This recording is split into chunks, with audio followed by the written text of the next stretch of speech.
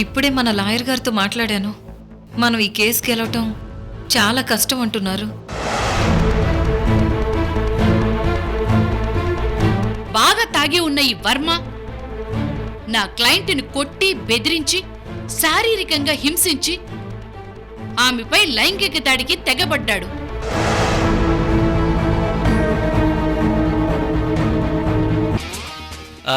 Please be seated. Thank you. Actually నేను కొంచెం బిజీగా ఉన్నాను. వెల్ చెప్పండి. నమస్తే సార్, ఐఎమ్ రక్షిత. నమస్తే. మా అత్తయ్య hello. Businessman Vijay Varma గారు మా ఫాదర్. Oh I see. ఆ కేసు గురించి మాట్లాడదామని వచ్చాము. ఆ కేసు హియరింగ్కి వచ్చింది. వాయిదా తీసుకున్నట్లున్నారు కదా. ఫాస్ట్ ట్రాక్ కోర్టులో ఉన్నట్టుంది. Yes sir. అది క్లియర్ కట్ కేస్. వాదించడానికి అందులో ఏమీ లేదు. సారీ, మీరు వెళ్ళొచ్చు. సార్, ఈ కేసు మీరు టేకప్ చేస్తే డెఫినెట్లీ గెలుస్తామన్నారు. అందుకని సి మిస్ రక్షిత. యా రక్షిత్ గారు, నేను కేసు గెలవటం కాదు, న్యాయం గెలవాలి, న్యాయంగా గెలవాలి. ఇది నా ప్రిన్సిపల్.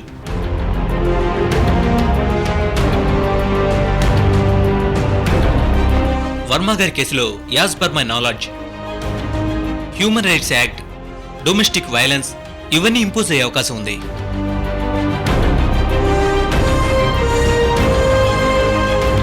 ఈ కేసులో వర్మ గారు గిల్టీ అనే అందరూ నమ్ముతున్నారు. సో నేను ఈ కేసును న్యాయానికి విరుద్ధంగా వాదించలేను. సారీ, ఈ కేసు నేను టేకప్ చేయలేను. సార్, సార్,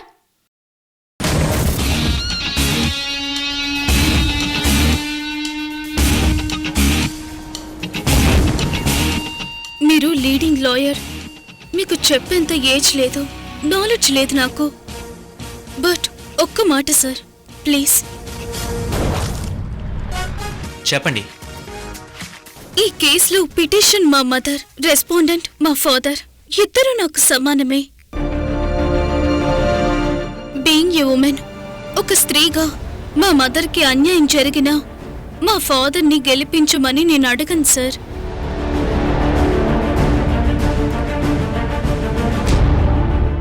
ఈవెన్ మా మదర్ ఫాదర్ నుండి విడిపోయినా, తనతో నాకు అటాచ్మెంట్ లేకున్నా, ఈ విషయంలో I respect her as a woman. Interesting. So మీ ఫాదర్ ఈ కేసులో ఇన్నోసెంట్ అని మీరు నమ్ముతున్నారా? Yes, I believe it.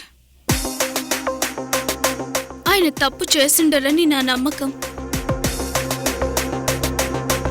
Well, me father తప్పు చేయలేదన్న నమ్మకం మీలో ఎంత శాతం ఉంది?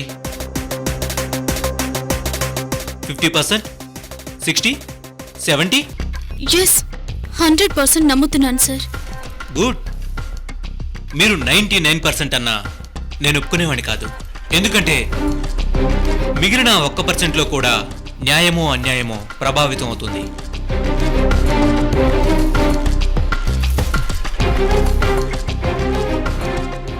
నేను మీ కేసును టేకప్ చేస్తున్నాను.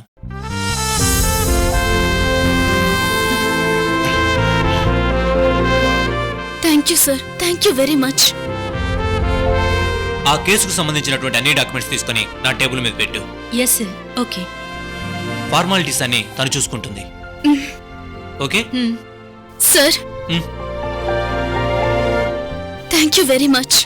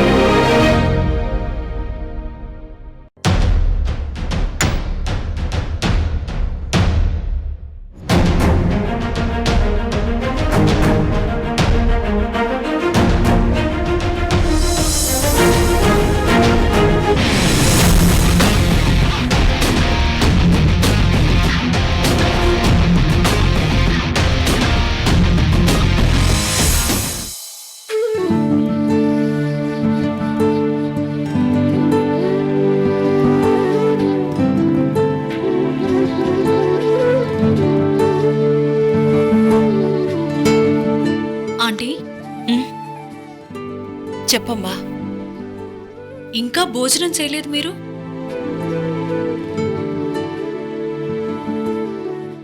గుండె మంటల ముందు ఆకలి మంటలు ఆరిపోయాయేమో నందిని.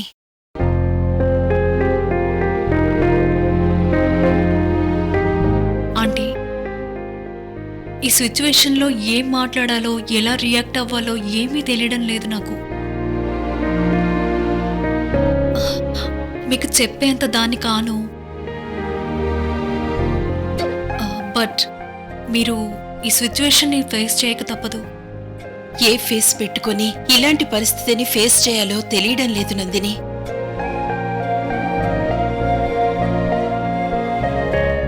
ఆ వర్మ నా లైఫ్తో ఆడుకుంటూనే ఉన్నాడు నందిని. తనకి తగిన లెసన్ చెప్పే టైం ఇదే అనుకుంటున్నాను. అందుకే అవమానాన్ని దిగమింగుకొని అభిమానాన్ని చంపుకొని కేసు పెట్టాల్సొచ్చింది. వర్మ చేసిన తప్పుకు తప్పక శిక్ష అనుభవించాలి. ఈ కేసులో వర్మగారు లాయర్ చేతులెత్తేశారట.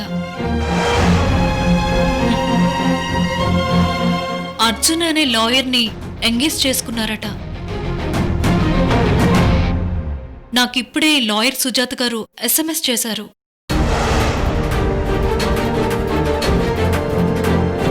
అర్జునా? తనెవరు? సిటీలో లీడింగ్ లాయర్ అట. తను కేసు టేకప్ చేశారంటే 99% కేసు విన్ అయినట్టేనని అందరూ అనుకుంటున్నారు.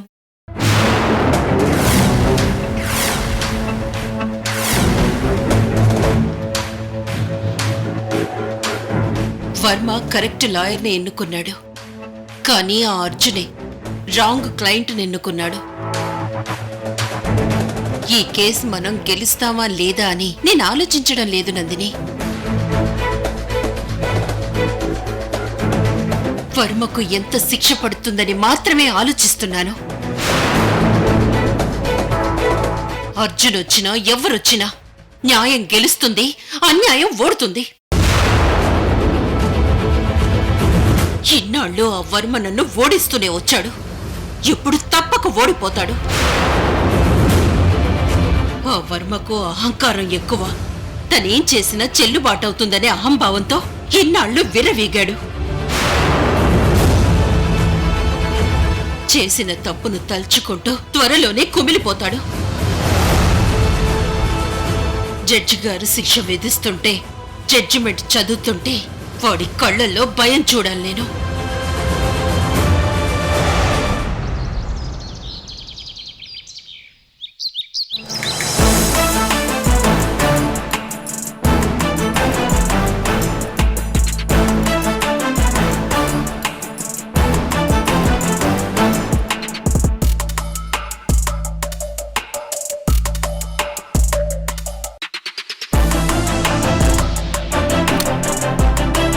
సారీ, వెయిట్ చేయిస్తున్నాను. కూర్చోండి. It's okay sir.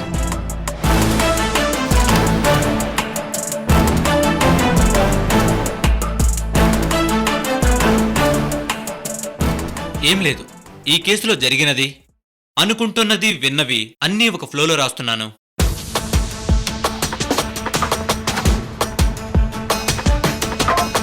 ఇలా ఒక ఆర్డర్లో టైం లైన్లో వెళ్తే కేసు ఈజీగా అర్థమవుతుంది. ఏదో ఒక పాయింట్ మనకు దొరుకుతుంది.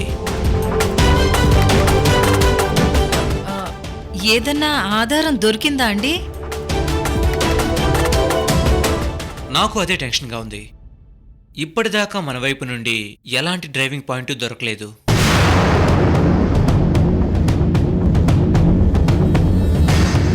ఇలాంటి కేసుల్లో సహజంగా విక్టిమ్ అనుకున్న వాళ్ళకి సపోర్ట్ ఉంటుంది. సైకలాజికల్గా, మోరల్గా అక్యూజ్డ్ వైపు ఉండరు. అంటే ఈ కేసులో మనం గెలవటం కష్టం అంటారా సార్?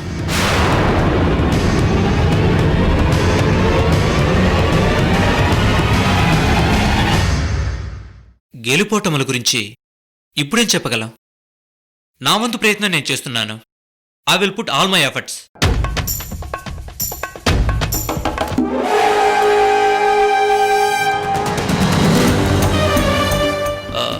రక్షిత్ గారు, ఇఫ్ యూ డోంట్ మైండ్, కాసేపు మీరు బయట కూర్చోండి ప్లీజ్.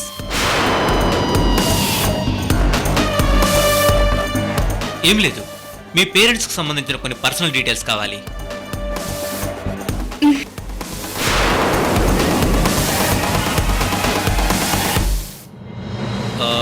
ఈ కేసులో కనెక్ట్ అయిన అంజలి డీటెయిల్స్ గ్యాదర్ చేయమని చెప్పాను కదా. ఎస్ సార్, రాజేష్ అదే పనిలో ఉన్నాడు. Very good. నువ్వు వెళ్ళి రాజేష్కి ఫోన్ చేసి ఆ డీటెయిల్స్ తీసుకో. Okay sir.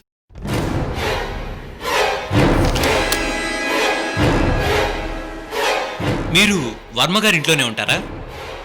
అవును సార్. గుడ్. లేఖ గారు వర్మ గారు ఎందుకు విడిపోయారు? రీజన్ ఏంటి? తను అప్పట్లో హీరోయిన్గా బిజీగా ఉండేది. రక్షితను పట్టించుకోవడం లేదని అన్నయ్య మూవీస్ మానేమన్నారు. ఆ విషయంలో ఇద్దరికి క్లాషెస్ వచ్చాయి. ఐసీ. అంటే రక్షిత వర్మ గారి దగ్గరే పెరిగిందా? అవును సార్. ఈ కృష్ణవేణి గారితో మ్యారేజ్ ఎప్పుడైంది? 1 year అయింది సార్. ఆ మ్యారేజ్ యానివర్సరీ విషెస్ చెప్పడానికే లేక వదిన అన్నయ్య ఉన్న గెస్ట్ హౌస్ దగ్గరకు వెళ్ళిందంట.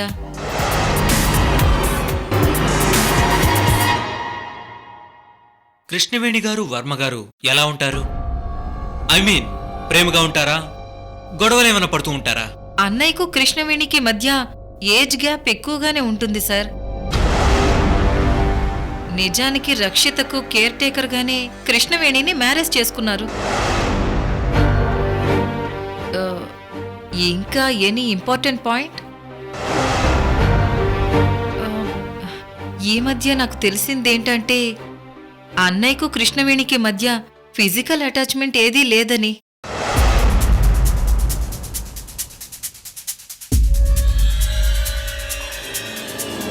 అదేంటి? బోల్డ్ అని డబ్బులు ఎదురిచ్చి వాళ్ళ ఫ్యామిలీని ఆదుకుని కృష్ణవేణిని మ్యారేజ్ చేసుకున్నాడు. కృష్ణవేణి వాళ్ళ బావన్ లవ్ చేస్తుంది. సో తన ఇష్టానికి వ్యతిరేకంగా తనని టచ్ చేయటం కూడా అన్నయ్యకు ఇష్టం లేదు. 1-2 సార్లు టెంప్ట్ అయినా వేరే రకంగా కూడా ట్రై చేసినా అన్నయ్యకు కృష్ణవేణికి మధ్య ఏదో అగ్రిమెంట్ బాండింగ్ ఉన్నట్టుంది sir. Good point. Recently Mukund missing కేసులో లేఖదే పూర్తి బాధ్యతని తెలిసింది. ఇది నిజమేనా? అవును సార్. నేను కృష్ణవేణి గారిని కలవచ్చా? తను out of station sir. Rishikesh వెళ్ళింది. Excuse me sir, come. ఇవి రాజేష్ సేకరించిన డీటెయిల్స్.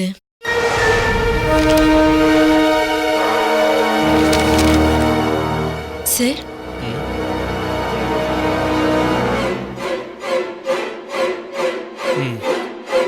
ఓకే, నువ్వు వెళ్ళి రక్షిత్ గారిని పిలువు.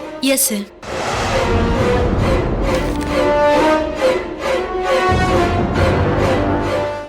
వర్మ గారు చాలా కోపిష్టి, ఎమోషనల్ అని తెలిసింది. నిజమేనా? అవును సార్. కొంచెం పట్టుదల ఎక్కువే. తను అనుకున్నదే జరగాలనుకుంటాడు.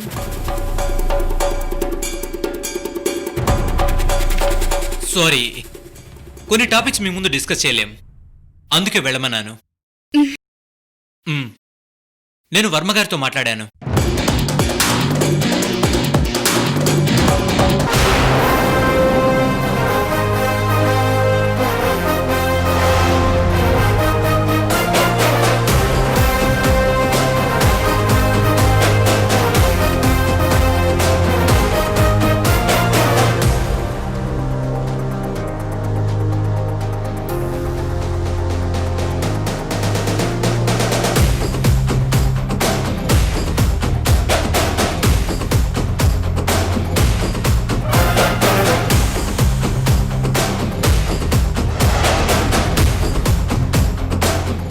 మీరేం టెన్షన్ పడకండి, మనం చివరిదాకా ఫైట్ చేద్దాం. కోర్టులో కలుద్దాం. Okay sir, thank you. ఉంటాం సార్.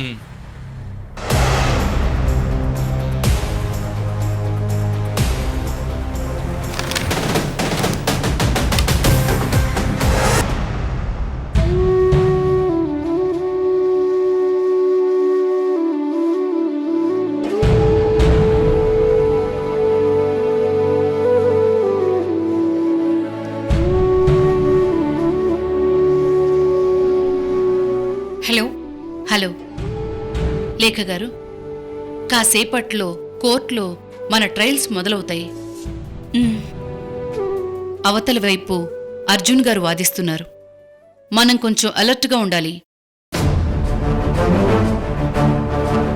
అంటే కోర్టులు, కేసులు, హియరింగ్స్, క్రాస్ ఎగ్జామిన్ ఇవన్నీ మీకు కొత్త కదా.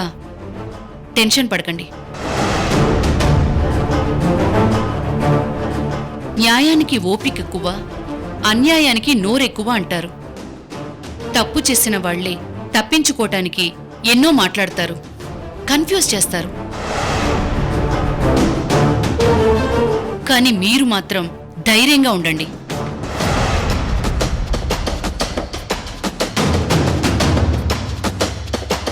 అడిగిందే మళ్ళీ మళ్ళీ అడుగుతారు, తిప్పి తిప్పి అడుగుతారు. పోలీసులకి ఏం చెప్పాలో, డాక్టర్స్కి ఏం చెప్పారో, నాకేం చెప్పారో సరిగ్గా అదే కోర్టులో చెప్పండి.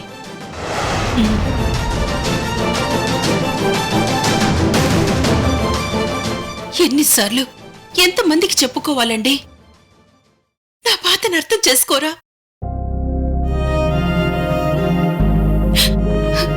ఒక అన్యాయం జరిగితే, నా ఆత్మగౌరవానికి భంగం కలిగితే న్యాయం అడగడానికి ఎన్నిసార్లు ఇంతమందికి జరిగింది నా నోటితో చెప్పుకోవాలా?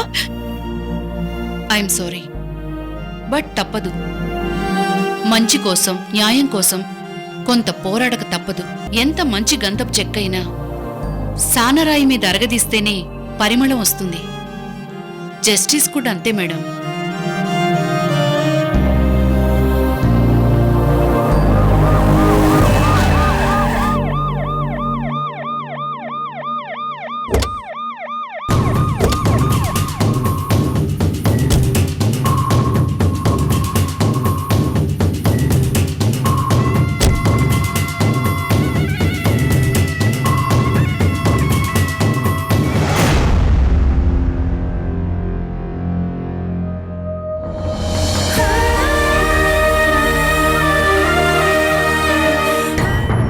డాడ్,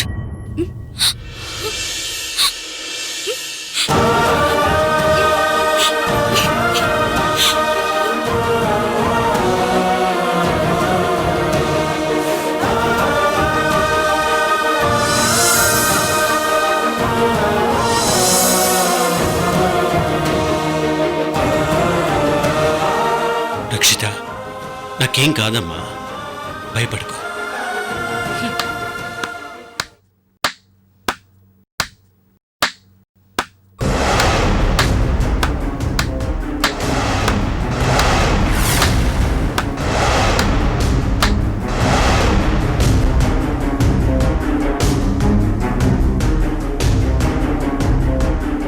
మీ డాడ్ చెప్పింది అక్షరాల నిజం. మీ డాడీకేం కాదు, జస్ట్ చేసిన పాపానికి శిక్ష పడుతుందంతే.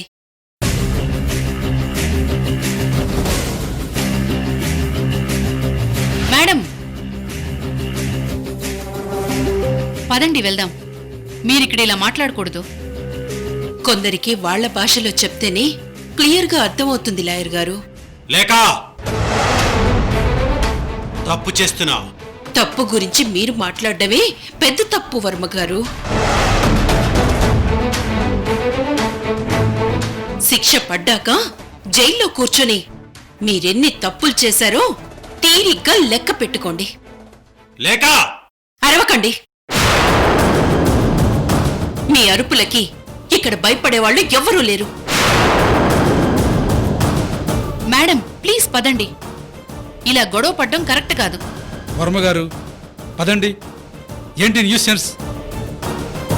సార్ తీసుకెళ్ళండి. రండి. డాడ్,